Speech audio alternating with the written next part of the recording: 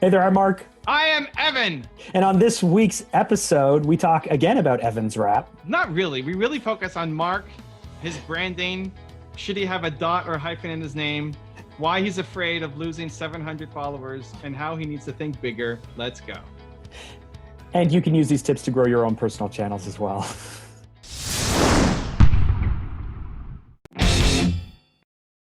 You're really, really quiet. Oh, really? How's that? Better? La la la. Did, La la la. did anything change? Yeah, a lot. Where's your headphones? Use earphones. Yeah. Jesus. I haven't used headphones the last few times, and you've been good with it. It's always better to have headphones. Listen, that is a great quote. Evan Carmichael. Always better to use headphones. Listen, if you're a Marky Mark, then I'm the Funky Bunch. Wow, I like that. Did you know that someone made really terrible T-shirts with a quote of yours and then put it up on this T-shirt company? Because I was trying to find your Teespring account, and instead I found something else. I just Googled Evan Carmichael T-shirts, and someone has like just the worst quote from you, like just terrible design, terrible quote, Evan Carmichael just written on there, and they're trying to sell them. Awesome. My T-shirts are listed from the homepage. But we probably have terrible SEO on everything because it's just all pictures. Yeah. I used to know that you have to go to Expression and this and that, but I thought you changed it. So I just Googled Evan Carmichael T-shirts. Down the list, I found Teespring, which is all your official stuff. But I just want you to know you can send your lawyers after those people who keep. Nah, never, dude. That's a tribute. That's awesome. Love it. It's terrible. How you doing, man? It's a tribute. It's a tribute. Yeah, I love it. I love when people use my stuff. Go for it all day long. I'm good, man. How are you? I am okay. Look at the sun on me today. It's crazy. You're glorious. Glorious. I almost wore the Fanta hat. Well, that's cool. Anyway, you asked how I'm doing. For some reason, I had a great morning, and then the last 2 hours, I've just had like in the pit of my stomach, I've had this anxiety. I don't know if it's about talking to you or doing this podcast or what, but yeah, I'm feeling really nervous and anxious. Well, you'll be better by the end of it. Oh yeah, for sure. So what are we talking about? Well, usually we do some stories or something. So how was the rap received? Last episode, people heard about the epic Evan Carmichael rap. Okay. How was that received, man? We haven't talked about it. I don't know. You don't know? You said you put a comment on so you created this rap. After our recording, you went home and you recorded 7 takes of it. Yeah. You cut it together. The next day it went out. And then you said you would check every morning. Every morning you would check for comments and feedback. Has anyone given you any negative feedback? No, the idea wasn't to check for comments and feedback. The idea was to, if you have a question for me, this is where you can get an answer from me. Ah. So I check it every day as I listen to it. Okay. And then I answer questions. Great. How's it doing? So it's the number 9 out of 10 worst. Well, not worst. So in my last 10, it's number 9. It's the second worst performing video you've released in the last 10. Exactly. Yes. I lost 84 subscribers off of it, which is a big number. Out of 2 million, 20,000, 2,020,000, you lost 84 people. That's not that big of a deal, is it? That's not a big deal, but it's big compared to what I wouldn't normally lose 84 subscribers off a video. Yeah. But it's catching up to be my, in terms of numbers. It's almost at your 8th worst or best performing video. Now, so look at the curve. Like YouTube shows you this curve of a band of where your average videos perform. And it started off way below the band, but it's catching up to being in the lower range of average for views. For watch hours, watch time is way down because it's such a short video. It's 3 minutes, right? And retention must be high though, right? Retention. If someone's going to watch it, they're going to watch a lot of it, right? 51%, 52% retention. So it's decent. Yeah. Yeah, it's good. Yeah. I was mostly positive, but I was really proud of you because one, you put yourself out there and did it. But the part when you start chanting "Believe" and pounding your chest is so awkward to watch. Like I love really awkward things. Okay. And if you weren't my friend, I would have been like, I can't watch this. Just I'm so uncomfortable thinking about doing it that me watching you do it makes me really uncomfortable. Because that's a long time. You say "Believe." Did you count how many times? You say "Believe" a lot of times. I don't know. Listen, it wasn't a couple of things on that. Did we not talk about the rap? We talked about it last time. We talked a lot about the rap, but you hadn't recorded Okay. it yet. You hadn't recorded it yet. You Oh, left the okay. office. You left the office and went straight home and recorded it. Oh, right. We came from your office, right? The second ever episode at your office. Okay, so, yeah, I did 7 takes, and You said that you kept messing up her name, so you wouldn't have had to do 7 takes if it wasn't for the singer's name. Yeah, like I kept getting to that point. Sing it. I don't even remember it anymore. Do you like how I remember this more than you? No? I just You don't remember like that? I remember what matters. So, I got back. I recorded 7 takes, and here's the thing. By the end, so that's the 7th take. What people saw is the 7th take. Mm-hmm. The comments have all been positive, almost like 99% positive, and the less than 1% have been super respectful, right? Yeah. So like people saying it's just not for me. Nobody's saying like you suck, you can't. What are you doing, Mark? You're not even. What are you paying I'm listening. Jesus, were you working? No, What were you doing just then? You were working. I Don't was lie. listening. No, you weren't. What were you doing, Mark? What are you talking about? What were you actually doing? My wife texted me like 7 texts in a minute, so I had to Alright. read them to make sure that nothing is burning. And is everything okay? Yeah, Jonah. Yes, everything's fine. Okay, good. Feeling is important. Listen, man, I love you. I'm here. You have my undivided attention. I'm gonna stare right into the screen. Pinky promise. You know what? That's something I never got on board as a kid, as a teenager, with my own kids. If they asked me to pinky promise, I'd be like, I don't do that. I don't need any pinky to promise. My promise is my promise. A Mark Drager guarantee. You want to get into that story or no? Anyway, I don't remember the full on. Anyway, so here's a couple of things around that. So the believe chant was not part of the initial rap. Right. You just had to fill time.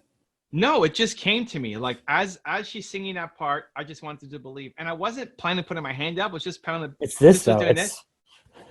Yeah, anyway, I don't care, whatever. For all of the negative comments around the positive side of it is, hey, way to put yourself out there, which basically means like we didn't really like it, but congrats on putting yourself out there. Oh, I think that was my feedback to you, man. I'm so proud of yourself for putting yourself out there. Which is so weird because that did not even register for me. It was not even a like, I'm nervous about putting this out there. I'm putting myself out there. That was not in even like so one, the words are really, really good. The words are fire. I listened to it. I played it for Jacqueline. Yeah. My kids got obsessed with it. Yeah. Jacqueline literally said, I love that message. And the second time you go through it and you put it all together really, really fast and deliver it quickly, it's great. Yeah. It's great. Yeah. I'm not saying that. So when I say I'm proud, like the words are there, the delivery's there, all of that stuff's there. It's one of those things where I would be so uncomfortable doing that. No, but you're not the only one. Whatever. That me watching you do it makes me really uncomfortable. Dude, it's not just you. Multiple people have said, and people more who like follow hip hop and rap and like it have said, way to put yourself out there. Yeah.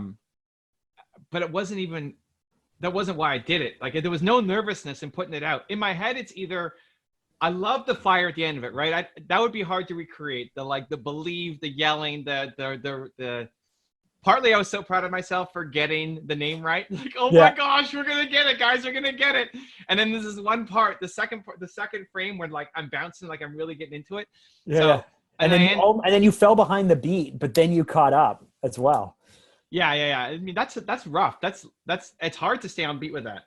Anyway, and that song, of course, has been sped up, right? That was 1.2. I sang it at 1.25, or I rapped it at 1.25. The original is much slower. It's either, this is my decision making. I either release it, and with Christina, it was like, we can release it on Sunday. Like, okay, can we just do it tomorrow? Yeah. Which would be like Thursday, right? So we put it up on the Thursday. Or I spend X number of weeks making getting better at it. Yeah. Like I'll do 100 takes. I'll do it in the studio. You know, I had the window open and like vacuum was happening here. It wasn't a professional take at all. So it's speed versus perfection. Yeah. I didn't care enough about it to go off and really do a good job on it. But I was proud of what I could do in one day. So that was That was one day, right? That was one day. I woke up. One day. Yeah, that was one day. Plus, I went to Drager's office and we crushed some. I thought we were calling this now the Church of Marketing. Yeah. Well, same thing. They're synonymous. Great. Like Jesus is God. Yes. As well as the Son No. of God. I thought you were about to go on something really like inappropriate, but I was like, oh, okay, yes, you did. Jesus is God, yes, and the Rock. But also the Son of God. Anyway. And the Son of God. There we go. So it's the same thing. Mark's office equals the Church of No, Marketing. but because I edited our last podcast and then I listened back to it. Okay. Was it good? I was like, yeah, it turned out to be a really good episode. I mean, it took us 22 minutes just to get to the point, but it was really good. And I'm like, I like that Church of Marketing thing. I mean, I don't know if anyone else has it, but yeah, we need to create this. It's got to be the church of a lot of things. I said that in an Instagram story in the elevator, right? That's where it came from. Yeah. I'm gonna go see my friend Mark at the Church of Marketing. When he summons you, you have to show up, right? Yeah. Right? I remember that. That's important. There you go. I knew about my rap, but that all comes from me saying, "Sleep, my child." Maybe anyway, I don't know where it came from. Anyway, good stuff. I'm already feeling better. I know. Life is great. Life is great when you hang out with Evan Carmichael. Let's go. So we put the wrap up. The feedback's been positive. Mm-hmm. We're starting to rank for the song name, which is interesting. Mm-hmm. Good. I'm proud I did it. I'm moving on, but I never felt like, it's funny how much it's inspired other people to then, like, I've been afraid to go off and do this, and you just put yourself out there. It wasn't a thing. Like, I wish I could say I was so nervous to put this out and I was so worried that people would judge me and be harsh and critical. It's like, whether everybody slammed it and I lost 1,000 subscribers and it was like 5% like ratio, or what it ended up being, like, it didn't really matter to me. So it can't be really an inspiring story there. The inspiring part is idea to action. No, I mean, that's your version of the inspiring story. Yeah. My version of it, as I personalize it for myself, is I watched this thing going, I can't believe he did it. He did it really fast. And it was just like, you don't watch uncomfortable TV shows. I love uncomfortable humor. Oh. I love The Office, the British Office. I didn't feel uncomfortable though. Like the believe part's my favorite part. I know, but the believe chant, hand in the air, eyes closed, pounding on your heart. It's like it's like as cheesy as you can get, man. It's like, but it's real, dude. It's full on. I'm not trying to pull you down. I don't want to ever say no, dude. But you can't pull me down. I loved it. That's perfect. That was my favorite part. It's just like, oh, Evan, dude, people do that alongside. Like, there's comments of like those kinds of positive affirmations is exactly what you need. The believe chant, people love it. Yeah. But some people hate it. That's fine. Just like any music when you put out. I love it. Some people hate it. Yeah, I don't know what it is, but anyway. You feel it's awkward. It wasn't awkward. It didn't feel awkward. It felt awkward because I'm imagining myself doing it and people judging me. It's my own insecurities. It has nothing to do with you. All right. It was fun. Anyway, it's good to see this graph. I think it'll continue to do well. Like, I think it's going to be a good video for the channel. There you go. Yeah, new audience. People are asking people want an album. People want the next version. Like, guys, I'm done. Like, this is a one-off. This isn't a top 10. This isn't a top 10. Did Drager inspire this? No, so that means it's dead. I almost spit out my water. That's why I waited. My bubbly water. I know you tried to do that yesterday with me with the coffee, but that didn't happen. Did I? Well, I don't remember. What did we talk about yesterday? We were on our dude, come on, man. We spent half an hour together on our Q&A session. I took a sip of coffee. You tried to make a joke right at that moment. I didn't. Oh, in the morning. I was thinking at night when you were in the car. Oh yeah, we did do that too. We did talk quite a bit yesterday. It was like old times. Well, I don't remember the morning thing at all. Evan, man, come on. I remember that we talked, but I don't remember anything about the conversation. We answered like 4 questions. I guess the benefit I have is I've already, like, we did it, and then I actually listened back yesterday, cut it all together, and it's going out tomorrow morning. So I get to hear it twice. So maybe that helps me bake these things in. Maybe my memory isn't very good, but because I hear it multiple times, it bakes it in. Anyway, what do you want to talk about this week? So we're editing some of the Jordan Belfort clips. This is just a little inside thing. I don't know if people will find it interesting. So one of the things that I get angry at Alex about is his analogies. Because Alex on my team, everyone's trying to salsa. So he's been getting way better at this. But when he was in class, he's teaching and he's trying to explain how a move works, how to do this dance move. And then he'll always try to throw in some analogy, which is good because if people can understand the analogy, then it helps the learning process get better because they're learning something new. So tie it to something they already know. But his analogies would always like totally miss the mark. Totally missed the mark. Where only 5% of the class understands it, and they laugh, and everybody else is like, "What is he talking about?" Right. Because it'd be super narrow to what he loves of some random cartoon that happened from the late 90s or something. That right. Some kind of anime 90s cartoon or something. Some like Chinese checkers or some crazy thing that he loves, but nobody else understands. The people who got it loved it. Like, oh yeah, wow. But the rest of the class is like, I don't know what's happening. And we have a lot of younger people, immigrants to the country. So like they didn't grow up with the same pop culture that we did or that Alex did. Anyway, so he not very belong. Over the years, he's gotten better at it, and I've called him out a lot. And I keep telling him, you need to make better references, right? It's not that the idea of having an analogy is wrong. You just need to make better references. So, and I would get angry with him. So then there's this clip that we were cutting for an ad, I think, for my YouTube course, where I was on Jordan Belfort's podcast. And Jordan says something, we're talking about making thumbnail pictures and having an emotional face. And he makes some reference that I didn't understand. and we should play it. Should I play it? This is super inside baseball. I don't know if people will like this, but whatever. It's funny because actually this reminds me of another story anyway. And I got angry at Jordan, told him you need to make better references. And he said something like that. And it just reminded me of Alex. So then I took my phone and I I have it on my phone. Nina. Oh my goodness. You know where my phone is? I've lost my phone like 4 times today already. Okay, you think so or no? Okay, let's just leave it. She's gonna get angry at me. Okay, I'll just play it from my speakers. I clipped it and sent it to Alex because this is basically how we would treat Alex.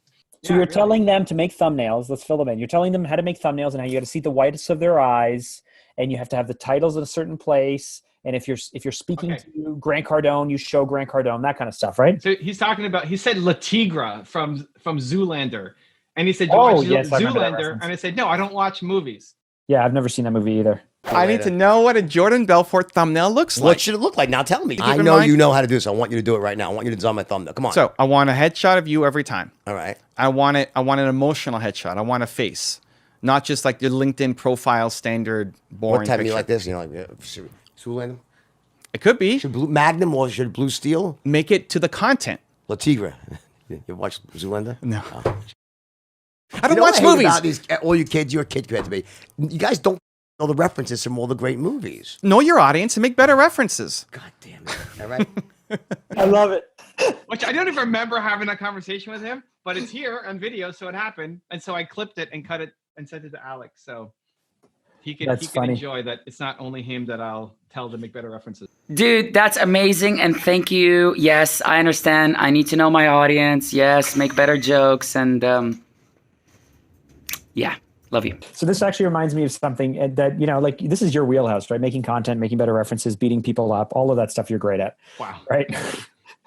So I was having my editorial meeting with Steve, my camera guy, Louis yesterday. And we're definitely getting better. Since September, we're getting a lot better at the topics we do, the way that we cut them, how we do things for Instagram, for YouTube, and other things. Nice. So that's good. We're fixing their colors. I'm not happy with everything yet, but one thing that I kind of thought of is,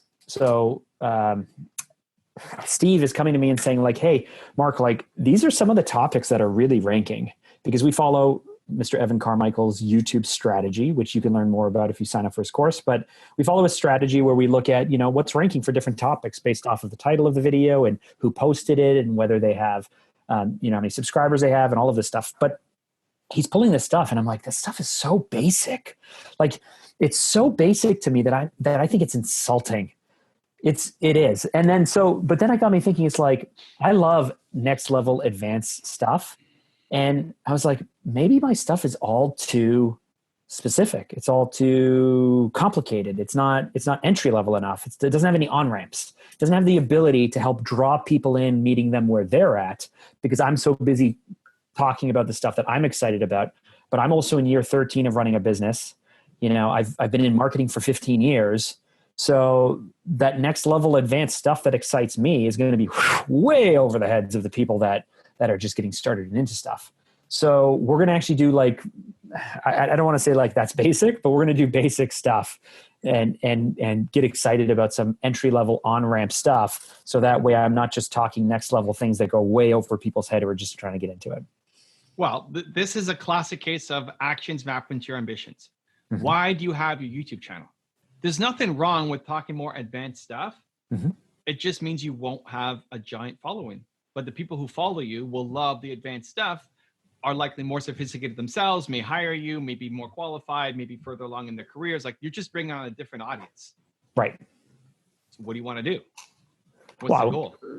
I mean, can I have both? No. I was subscribing to the Evan Carmichael. This is a channel like CNN, and there's lots of different shows with lots of different streams. So there may be some advanced level stuff. There may be some mindset stuff. There may be some sales stuff, some marketing stuff. Like, my main goal is to help entrepreneurs grow and scale their businesses by helping them overcome marketing and sales challenges.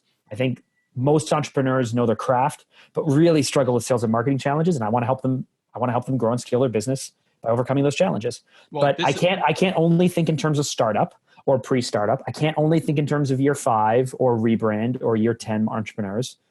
So there really is a kind of a mixed match. This is the grand experiment that I'm going down, in that I am splitting up my content into multiple channels. Mm-hmm. And it's so hard to find stuff, man, because you just did another split. And so like, I know you're doing all the different colors, but I literally tried to find something the other day. I couldn't figure out which channel it was on or how to get to it. And that's one of the downsides. Yeah. But that's not how most people consume content. No, I know. So, I'm special. So you weigh the pros and cons, but the way that YouTube algorithm works, if you put out a piece of content that doesn't crush, your next videos don't get as much awareness. Mm-hmm. So if you're putting out a video that is high level marketing that people don't understand and nobody watches, whatever next videos you put up will be hurt by it. Mm-hmm. Combined with, you have people who then were subscribing, they expect a certain kind of content, and then you're giving them something else. So now you're, instead of 100% match, you're an 80% match. The guys who want the advanced level stuff, they're maybe only getting a 20% match. There's no reason to subscribe.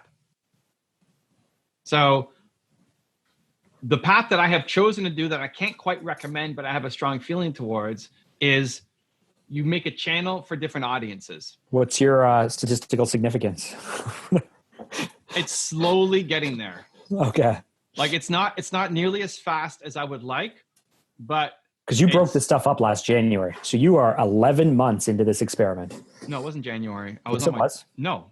Yeah, you started your tour January 8th, and you broke it up the first week you were gone. No, I did not. That is not true. It was not the first week. I was in. Was it in February? Was it when we started podcasting? Vegas? No, it was like March. I was in Vegas. It was before you broke your neck. Yes, it was before I broke my neck. Okay, so first week of February? No, I think even before that, after that. Because you broke your neck March. I'll tell you, dude. I'm gonna go log. Your wife's birthday, March 16th. March 15th. March 15th. The Ides of March. It was end of February or early March. Let me back up. Now I'm in it. I'm gonna go last 365. My first. Oh, sorry. This is the wrong channel. This is the top 10 channel. So you can't even keep your channel straight. It's not easy. It's not easy. So let's go to the morning motivation. That was the Espresso channel. Okay, let's see. I'm willing to be proved wrong. No, you're right. I'm wrong. I know I'm wrong. I'm gonna look it back. Okay, it was in February. March 4th. Was it? Okay. March 4th. Yeah. You've been talking about it for a long time, I guess. Now that's when I put it up. I don't know if that's when we actually went public with it or not, but anyway, March. Yeah, I was in Vegas. 7 months. But regardless, it's still been a long time. It's getting there. It's just not. The impact on the main channel is starting to happen. So the impact on the main channel of only focusing on one series is starting. I'm starting to see that happen just now. Just like, what is it, November? Just this month, I'm starting to see, it's actually starting to work on my main channel. The sub channels are taking a long time to get to where I want them to be. So I think it's the right move to do with a long enough horizon. It just took longer than I thought. It's like this slow progress. So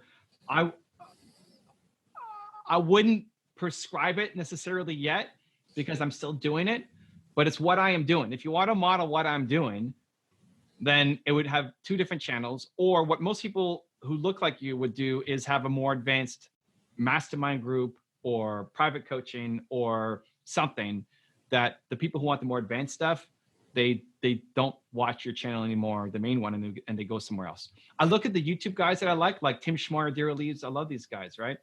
I talked to Tim about this not that long ago, where like I don't watch his videos anymore because they're so basic. Yes. And I watched every video when it came out at the beginning because I knew nothing, and I learned everything from him. Tim's channel is YouTube Creators, I think. Video creators. And I love him, and he's awesome. But I don't watch many of the videos. I'll probably watch 1 in 10, 1 in 15 that he puts out now. Mm-hmm. I haven't unsubscribed because I love Tim. He's a friend. Every now and then he might have something that I care about, but that's his challenge. And that once people get to a certain level, they stop watching his videos because he's just talking about basic stuff. But if you're throwing in, if you try to please everybody, the way YouTube is working right now, if you're doing 1 in 10 that are advanced stuff, it's just not enough to keep the advanced people there. Well, right now, I mean, even the stuff that I'm doing, I break down to the simplest terms and have the shallowest things. It's just, if we're going to talk about how to make a marketing campaign really effective, you have to know your audience and you have to break them down by segmentation and understand what they care about. To me, that's really basic stuff. But to someone who's literally starting in business, they may not have understood a single word I just said to them. Yeah. And so I'm making everything as basic as I can for me. But I want to help people, and that's the thing, right? I want to help people who are thinking about starting a business, people who've started a business. More than anything, I can help people who are year 2, 3, 4, 5 in a business, because that's when you're actually making it. You're realizing you're making a ton of mistakes. Dude, look at the conversation we had last night. Yes. Where you said, or maybe it was the other day, I forget. Doesn't matter. You said 6 different audiences.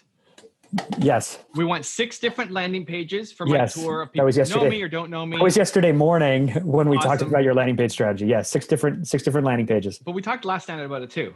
Yes. But what's going to go on the pages? Yes. So that's the same thing. Like you're guiding people to a landing page, and there are a certain audience. If I tried to hit everybody on one message, which I did. Of course. Okay, but it's the same thing. I totally understand that, but I need my channel to be big and broad. So yeah, maybe there's different paths. Why do you need your channel to be big and broad? Why? I don't know. I want to be able to have 200,000 to 400,000 followers, so that way there is enough significance for it to lead to speaking and writing a book. And well, okay, book is different. Speaking you can get with a smaller channel if you are the expert authority on XYZ. See, here's what I'm fighting against, and so this is something that I have to work on. I go to HubSpot's inbound conference, right? HubSpot, we're working toward becoming a HubSpot agency.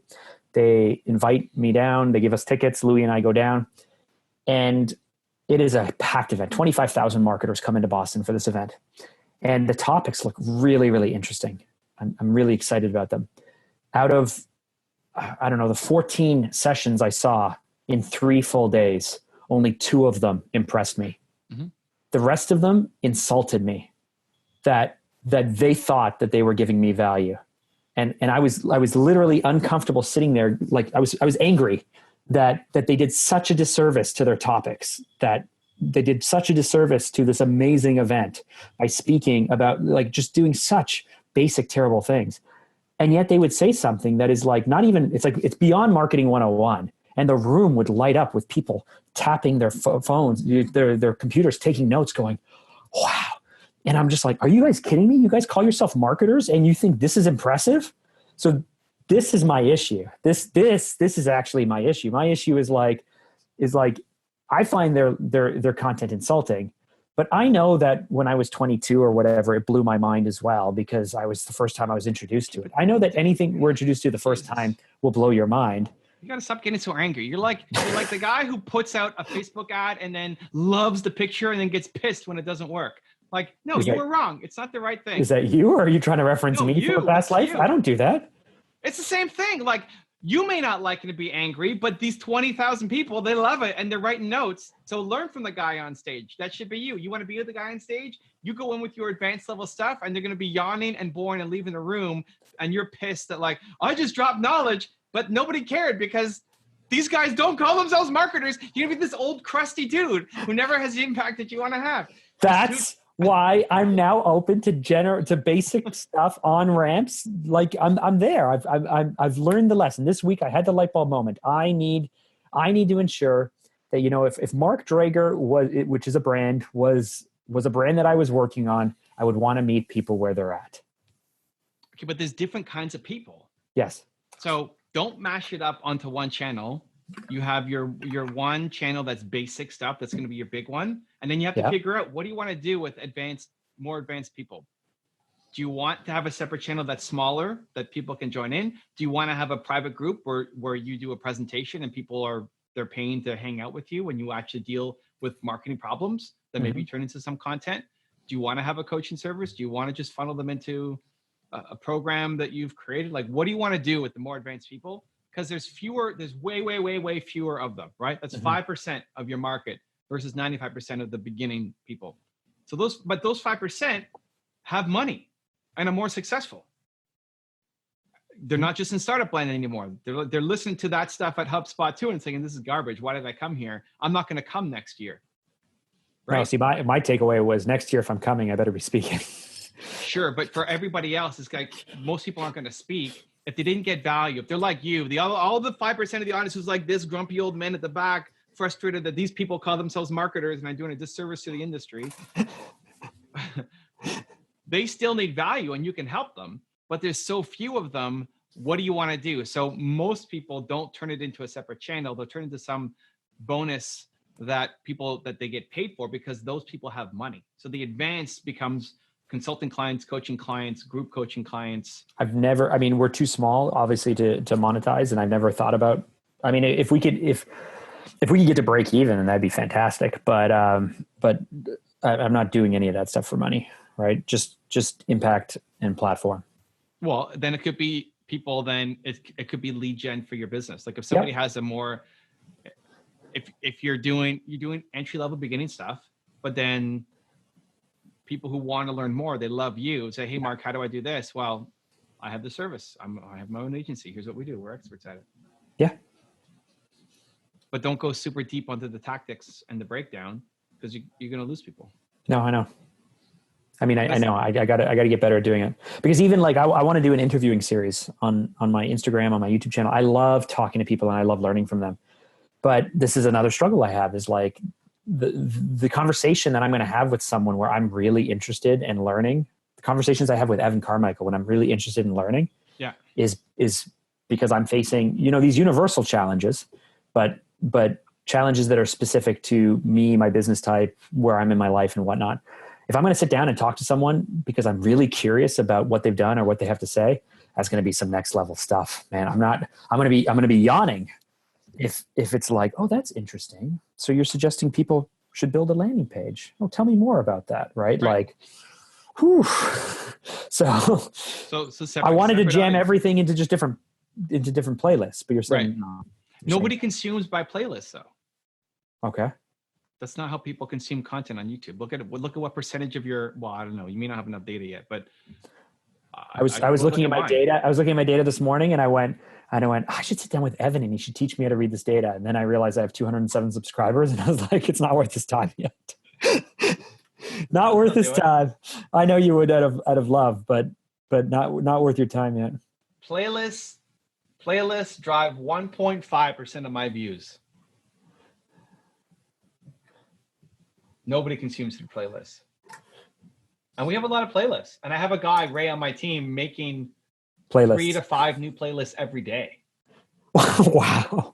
Yeah. Because playlist ranking is a thing. I mean, we still got, this is the past 28 days, we still got 600,000 impressions, 627,000 impressions from playlists. But nothing compared to the 52 million that I got overall, right? For the past 28 days. It's just not how people consume content. So you what is this marketing strategy for 2020?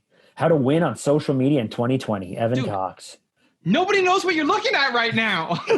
I'm looking at your YouTube channel. Can you give the audience and your co-host a little bit of context of what you're doing? Oh, please. You're the one who literally told me in a few podcasts ago that you want to give me less context. You're okay, Mark. No context here, Evan. No context. You should know the title of your own thing. No, I don't. When you're making 4 videos a day, you can't know the title of everything. I know. That's why you have a team. Yeah. Here's the thing. Build your content. You want to do an interview series. You want to do interviews that are probably the worst. Like, I think it's really hard to balance interview plus your own stuff. I think it's really hard. It's doable, but it's really hard. Right. You have to bring people on who give value to the same audience that you do. And then advanced stuff, you could test, but your data is already showing that it's not working.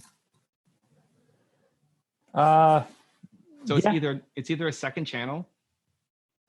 It's too early for that. I just need to, or just part of us getting better is just focusing more on those people who are, in the 2 to 5 years who want to get better and know a little bit, but don't know enough, are willing to try stuff, haven't ever been led to it, no one's ever reached out or explained things. But is that who you're targeting, the 2 to 5 years or the 0 to 2 years? Really, most of my stuff, I focus on people who are in between, year 2, year 3, for sure. Because there's this dip that happens when the excitement wears off. The excitement of startup. Dude, yeah, I got it. But the drive and the push will push you through for the first 12 to 18 months. Let me at least tell it to the audience. But it doesn't matter. It doesn't matter. I'm trying to on-ramps here. On-ramps. What? On-ramps for our audience. I'm trying to help them. I'm trying to make But it doesn't matter how you describe the audience. It's picking who your audience is.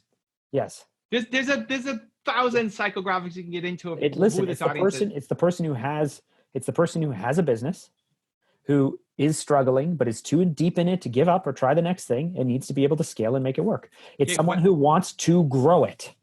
Awesome. Already in that, you're limiting, it depends on your ambitions. If you want to write a book, yes, that's probably not a big enough audience. Okay. You have to talk to the people who want to start a business. That's the biggest audience. Everybody wants to start a business. Most people don't want, how many people who actually do then actually go up and start it? A small percentage. A lot of people try a little tiny thing and it never takes off. They throw some time out on the weekend that's most people. The people who make it to year 2 is tiny compared to the people who want to start a business, which is fine, which can still get you speaking gigs, can still get you seen as an expert in the industry, can still let you upsell your services. But to get a book focused on entrepreneurs who've gone at least 2 years and now are facing this struggle, that's going to be a really tough sell. So actions map to your ambitions. I don't know if I look at, I'm not saying it's not going to be a tough sell, but if you look at Brand Story, written by Donald Miller, the book that I have in my head, the thesis that I've been leveraging for Fanta's brand strategies and other things, work for business owners or marketers or people who want to communicate better. I guess he was already a known publisher and writer, but he wrote a basic book for people who are already in business around building brand stories. I don't know. I haven't read the book. Can't tell you.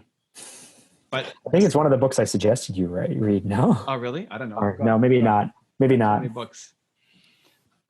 The smaller if you have a niche market, it's really hard to sell a book. It's not that you can't, but okay, great. You can make a book, or you can always self-publish anything you want. But in terms of being able to get book sales, it's really hard unless you have a mass market message. Mm-hmm. You want to get in bookstores. Let me ask you this: is there a mass market message? I'm really passionate about experience and marketing and sales. Mm-hmm.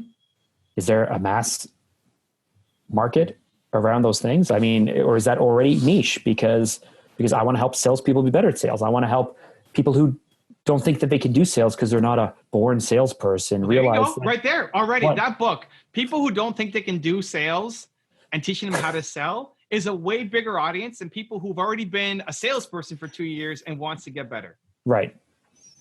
Okay. I want to help all those people. So you're just saying skew earlier. If you want to sell a book and have it be successful, then yes, you skew earlier. If you want to be on stage, it doesn't matter as much. Okay. It doesn't mean you have to go up and get 200,000 subscribers. Maybe you're good with 10, but they're highly targeted people. I don't know. And you tell me, what should I have, Evan? I don't know. It depends what you want to do. Why do you want to write a book? I mean, I like the idea of it. Outcome. But you can still write a book. You can write your own book and get it out there. Now, you know what it is? It's, and I've talked to you about this. We talked about it when we were eating sushi in July or June, I think maybe it was. All right. It's just my belief that you have to start by understanding who you want to help. And then you have to show them a version of yourself. You have to become the person that you need to become to help that person. That's like the core essence of it. And whether it's in book form or not, I honestly like it's, we talked about this in May too, at your thought leadership event. You know, I had a few disagreements with people who kind of believe like, this is me, take me as I am, and you're going to love me or you're going to hate me, but I'm never going to change for anyone. This is me. I don't like that approach. I don't agree with that approach in business. I think that's one way to approach it, but it makes much more sense to me to say like, hey, if I want to work with Drake, I need to ask myself, who do I need to be in order to work with Drake, to be in social circumstances with Drake, to connect with him? Am I good enough to work with Drake? And what do I need to do to get up there and work with him? You want to work with Tony? And so that's the premise. I mean, there's a strategy and there's a process that I do with companies and with clients. And I know that it works. Who do I want to work? No, I want to share this with everyone because I think this is a way of thinking that people overlook. And so it doesn't have to be a book, right? My mission is to make marketing predictable for people. That's the mission. That's the bigger mission. The greater mission is that there are tools, there are steps you can do. If you simply follow them, they should work and whatnot. But this premise that I use that as the foundation for things literally makes sales easier for people. It's just empathy, right? What? You don't like that I'm throwing out words now? I want to make marketing predictable. It's just empathy. What? It's being empathetic. It's understanding the situations that people are in. Oh, Mark. Okay, great. Who you need to be to be in front of them. Right. Listen, you didn't ask for a 30-second elevator speech. Just empathy. Wow, your face is turning red. I was getting there. I was trying to stay around until you just said it just all boils down to empathy. Jesus. Anyway, so how to make marketing predictable? Yes. Is the mission of Fanta? Yes. And maybe it's a personal mission of Mark as well. It's not something that most people connect to. No. The big general Mark Drager thing. So now we're just throwing everything up against the wall here and seeing what sticks. But the big general, the Mark Drager thing is that we all have something to prove, right? That we have insecurities, that we have doubters, that we have a voice of doubt in our mind or those around us. I sent you Tom Bilyeu's thing today on Instagram because he was talking about how he keeps a list of every doubter that ever doubted him, and he looks at it when he needs that anger or that fire. I've heard him say that. I haven't seen your message yet, but that's different. Like, why are you not making why make content around marketing at all? Why not make content about having something to prove and where marketing makes sense and makes sense? But because I can only speak to a few things with absolute certainty, and one area that I know and that I'm very, very good at are the things that people call sales and marketing, but it's really just understanding people and what you need to say to them and the moment that you need to get in front of them, saying the right thing to the right time at the right person the right way. What is the feeling? What is the tone? How does that work out in terms of conversations? Or what would you tell yourself? What would I tell myself? You have a client that comes to you. I would segment based on list, but which is why playlists, we've been using playlists to segment based on lists, and we know that doesn't work. So list is channel. So segment based off list, which is channel. Yes. So you should have a Fanta channel that is talking about how to make marketing predictable. And there's Mark, CEO, coming to you once a week, talking about making marketing predictable with maybe guest appearances from Louis, from Alex, people on your team, because this is the Fanta brand. We want to make marketing predictable. Yeah. Then you have And that's a niche Yeah. that not a lot of people are going to follow and subscribe to, but the Some people who do, advanced level stuff. not necessarily That's advanced, but like take your market of Yeah. people who are just about to be ready, who are Yeah. in year 2, and they want to grow. Like somebody who's just getting started doesn't even use the words marketing and predictable. They're like, what is marketing? That's what you want, right? So Mark Drager is entry level. No, Mark Drager isn't even marketing. Mark Drager is something to prove. And maybe like your marketing experience can come in on sometimes, but it's about everybody has something to prove. Think about what we do on this podcast. This is good Mark Drager content. This show should fit as a playlist on your Mark Drager channel because it's about something to prove and the issues that how we were introduced it, the issues that we all face. So blah blah blah blah blah. That's great. Has not necessarily anything to do with marketing, but it may come up, which is fine. But it's not the focus. It's about you have something. But this entire show is Mark doesn't know what he's doing. Evan's going to help him navigate life. So how does then Mark Drager become the expert at navigating life? Because you're also kick ass at it. I mean, this is everybody. It's that staircase, right? Which you hate. You're on a staircase. You're learning, trying to get better, and so you surround yourself with people. No. I love the staircase for skills. Great. So then you're on the staircase, and then your interviews can make sense. Then you can bring in and help people scale up, and you're learning. You're taking me on your journey, plus you're teaching me. You're teaching what you've learned. You've also come a long way. You have knowledge to share, and I've seen it, and I've seen you help people who come to the academy. And it's not just about how to put a message in front of a screen, right? You're helping them make changes in their life, helping them find the thing that they have something to prove and go chase it down. So I would love to see some of that. So I'd love to see you coaching. I'd love to see your thought leadership pieces around that, all around something to prove. And when marketing makes sense, you bring it in, but it's not the focus of the channel. The focus is that we have something to prove. That's Mark Drager. And then the Fanta is more advanced, making marketing predictable. That's a combination of you and your team sharing a message. And that can get you on stage. That's not going to get you a book. Something to prove is a book. That's a book. Marketing predictable is nowhere close to a book, but it's a keynote to the right audience. Mm-hmm. To the HubSpot audience, that's a keynote. Something to prove can also get you on stages as well, but just maybe not HubSpot. I suppose I know that I'm in the pursuit of, like, I understand the mindset of entrepreneurs. I understand the doubt and the challenges we all face, and that we, feel like we have something to prove to ourselves or to others because we're living with those insecurities and always working to overcome them. I've grabbed tons of stuff from you and from others that I've listened to, and so I understand it. I just don't. I guess this is an insecurity for myself. I feel like I can own sales and marketing because I know how good I am at it, and the reason why basic stuff bothers me is because it's an ego thing and it's an insecurity thing on my side too, because I know how good I am at it. There's something to prove, more mindset things. That's not it's not a white space. It's what do they say? It's red ocean. There's so many better voices and so many better perspectives and so many better people. Who talks about having something? Who has something to prove as a tagline? First of all, I don't know. Nobody. Okay. So there you go. You don't know either. You don't know either. But I'm in this space. I do videos on everybody. If somebody owns something to prove, they're just starting up.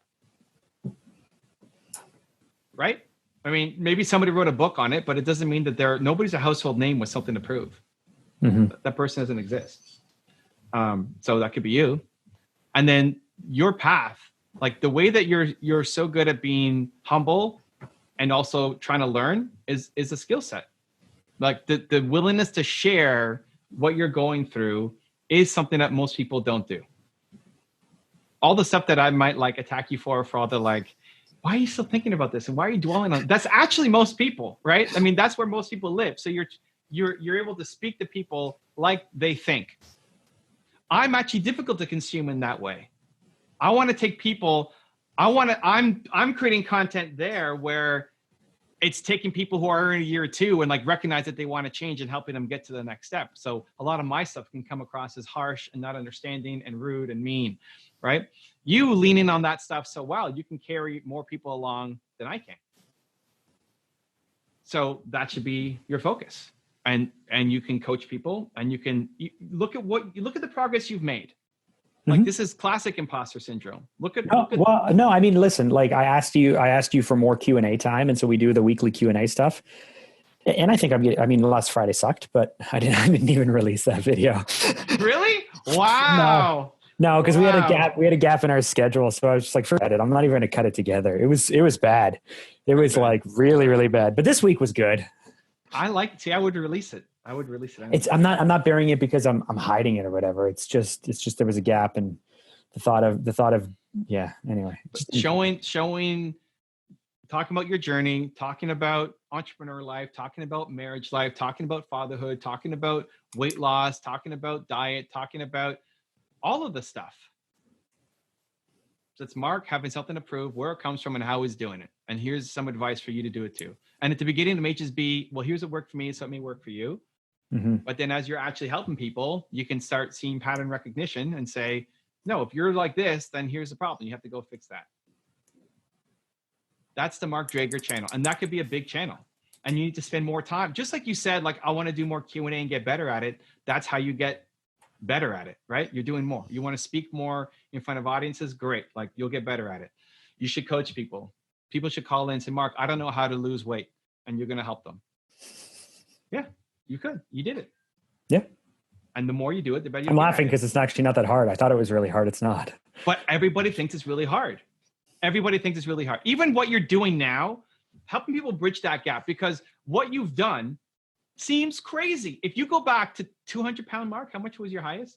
236. 236. Go back to 236 Mark and say, Mark, here's all you have to do. It's easy. This is easy. Yeah. You just have to eat keto every day. No cheat days ever. No. But that's the destination. That's not the starting place. No, but still. Yeah, I wouldn't have done it. You have to work out 5 days a week. Hard. Yeah. Right? Hard. You can be like, you're crazy. That's not even close to being easy. Right? So, but you can help that guy and talk to him in a way, like, for me, it's really hard. I want to work with people who are ready to grow. I don't want to sit there and wallow and like take forever in like. But neither do I. No, but you can relate to them a lot better than I can. Oh, okay. Yes, maybe I can relate to them. Yeah, and they'll relate to you. Okay. So you can help people. So somebody said, Mark, I want to lose weight. I'm 200 pounds and I want to get down to 150. You know, I don't know what to do, man. I've tried for 20 years and I can't do it. You can help them. Mm-hmm. And not just, it's something, anybody who has something to prove, you can help them with it. Mm-hmm. If at worst, just as a sounding board, because you're a good listener and you'll be empathetic. Empathy is the whole game. I just learned. The whole game. Empathy. It's just all about empathy. Anyway, it's great. What are you laughing about, man? Because you had this great logical train building and then it just got derailed with empathy. Anyway, it's great. But it is. Evan. It's not that I don't agree with you. It's that when you say I'm wearing someone else's skin, it's not that I don't agree with you. It just made no sense in your logic train that you were building. Okay, so I got to get better at that. And no, you're usually great at that. That was a misstep, but you're usually great at it. This is what you can help people with, and you should help people with it. And there'll still be a lot of entrepreneur kind of questions that come up because they have something to prove. Everybody has something to prove, and you'll still lean towards people who are entrepreneurs and want to do their own thing. But that's the message that should be Mark Drager. So outside of my wheelhouse, but no, it's not that something to prove. Yes, something to prove for sure. The questions for sure. It's the answers with authority. Don't answer things that you don't know. Like even listening and holding space for them is value. And you'll find something. There's no like, why did everybody love you from the Thought Leadership Academy? I don't know if they did in May. Or sorry, I don't know if they did in September. Yeah, you got to get better, but still. It's because you weren't even trying to be an expert. Just hanging around Mark, people will be impacted. Because for as much as you're like, here's the thing, for as much as you're woe is me sometimes, and like negative and like low energy and like blah, blah, blah. You're never like that with somebody else. If somebody comes to you and says, Mark, you know, life sucks and the government sucks and this sucks, you're not going to sit there and be like, yeah, you're right. Yeah, that does suck. Life does suck. You don't pile on like how most people do. Right. And then that creates an excuse to just say exactly where you are. I'm going to get angry and pull them up as fast as possible and like rage. You're going to understand them and move along with them. Mm-hmm. But if somebody's in a really negative, low mood, you'll help them. Even just being positive and listening is value to them. And yes. Like, so don't worry about being my wife doesn't listen to this, so it's fair. But like my wife's best friend, she once said randomly, they were talking about cheerleaders in their lives. Okay. And she said that I was her biggest cheerleader. Your wife's friend is my wife's best friend.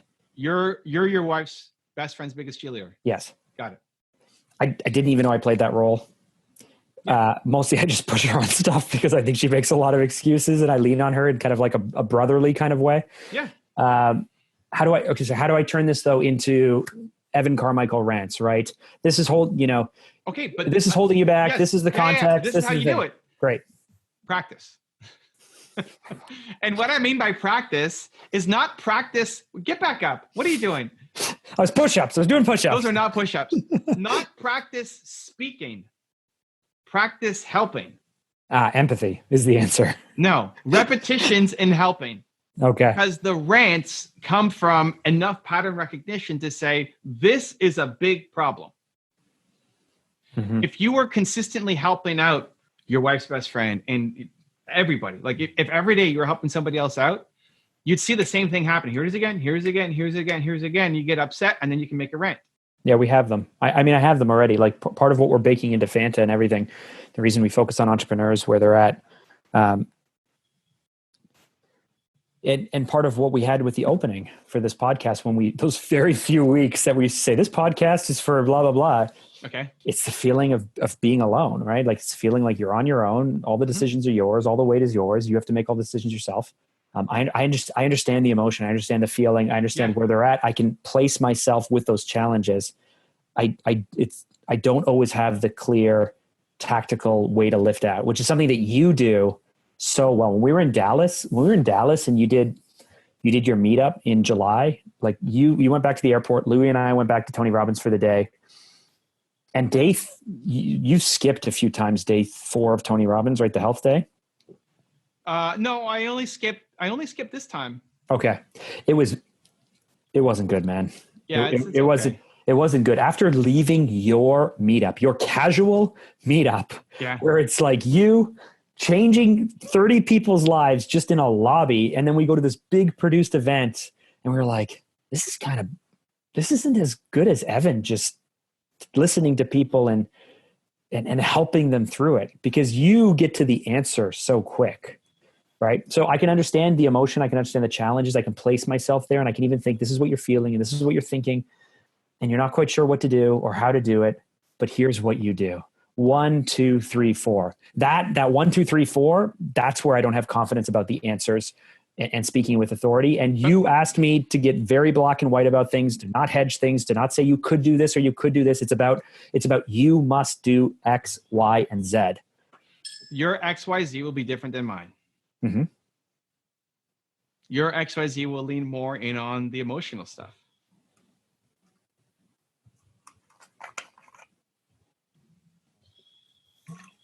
And the more people you talk to and help, the more different ideas you'll come up with. All of my catchphrases of like, it's the best and, 2% difference and idea to action. And a lot of them came up from helping you, right? Always be jumping is gold, man. In the spring, I'm going to that cliff and I'm going to jump off of it. You got to film it too. You got to film that. Yeah, on video. We got to tell the whole story. I got Danny to send me the audio and the video of it so I can recreate it. Yeah. So the more you do, you'll end up having magical moments. I mean, today it's Thursday. We film it on Thursday. All day I've been doing podcasts and interviews, and some of them are super boring. Some of them are the same questions I've been asked every single time. And every now and then I get a question. that I haven't been asked before, or there's just a special connection with the person that leads me down a path that I haven't taken before, and it generates something. And then you just add that as another tool in your toolkit. You just have a few tools in your toolkit, but you have the ability to be able to do it. So you lean on the things that you're great at. Okay.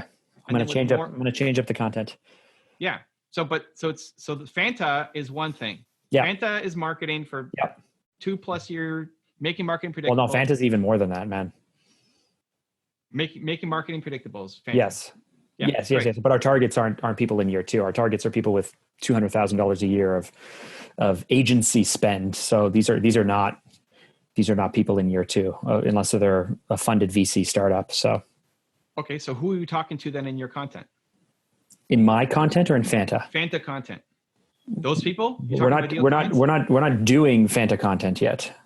Okay, but you're going to make one video a week. Yes. For Fanta content. Yes. That's gonna speak to your ideal clients, or the clients who have ambitions to be ideal clients.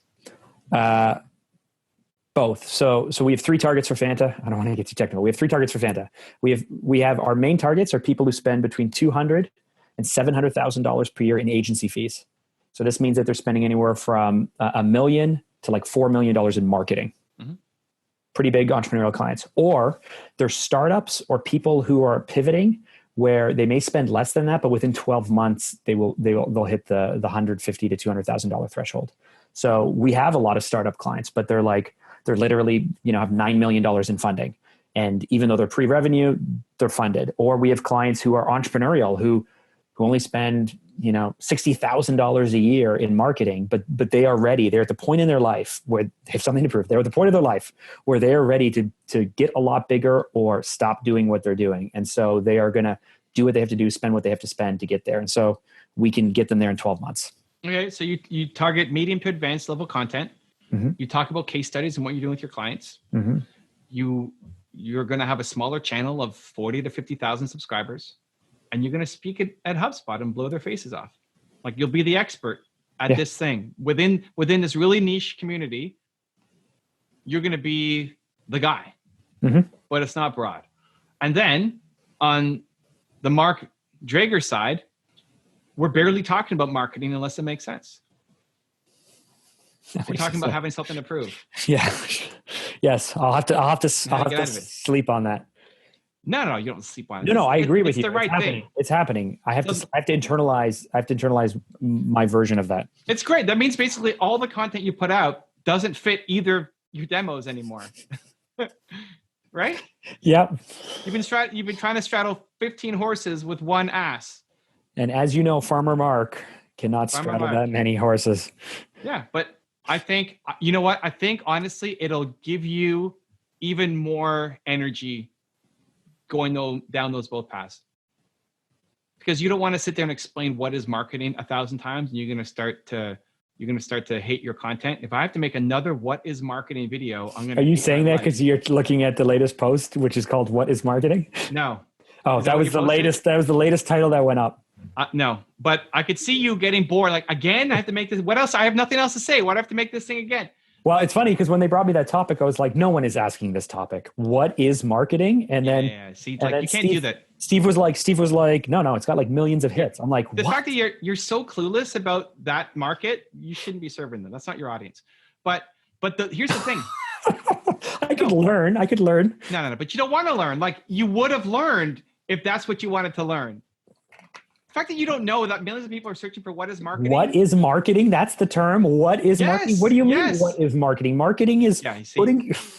This is like, you shouldn't be. That's like saying, like, what is accounting? Don't make that like, content. What is accounting? Is that? Look that up. Yes, that's a huge thing. What is accounting? No. Yes, Mark. You're such a snob around this. That you can't handle like that people don't know. This is what most people do. Most people have no idea. But here's the thing. The what is marketing equivalent in the something to prove world will never get old for you. Okay. The amount of disrespect and disdain you have for, like, who's even searching for this? Are you kidding me?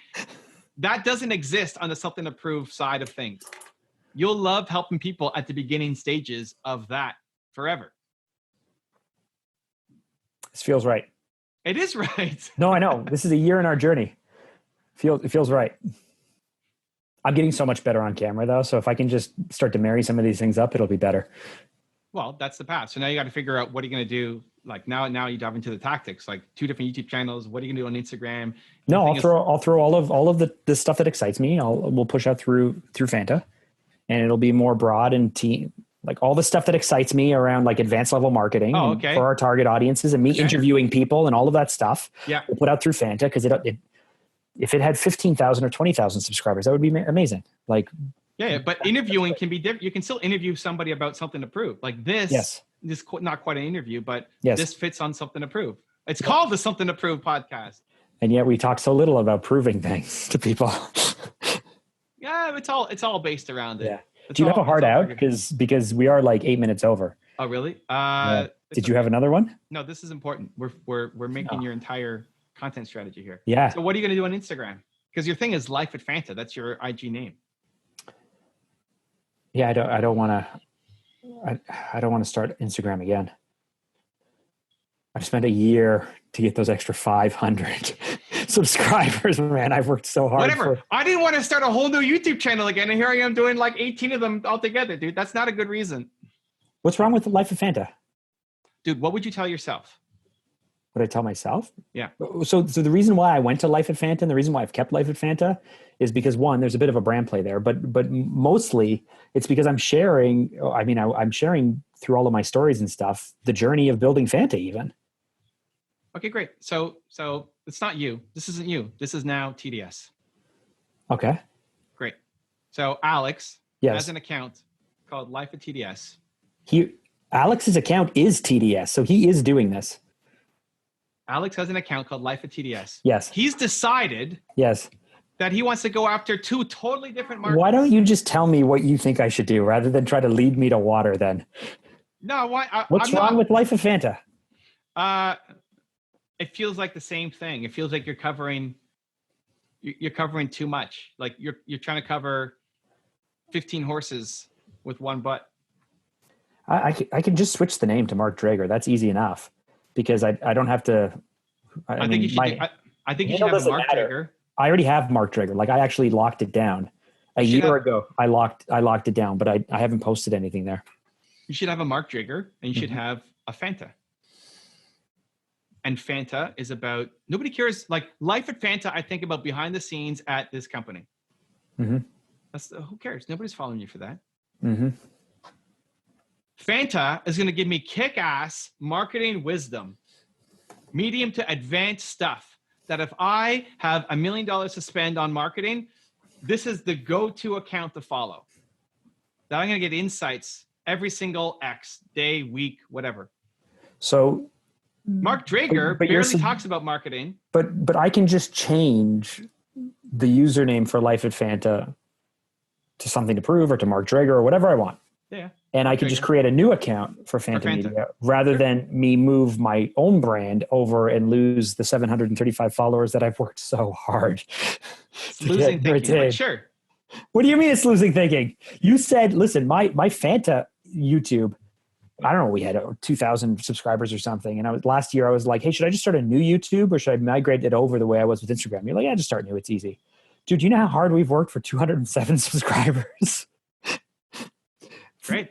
For 10 months. Dude, I'm not going to sit here and wallow with you and it's not wallowing. It's just saying I want you to understand what it's like for us little guys to start at the bottom.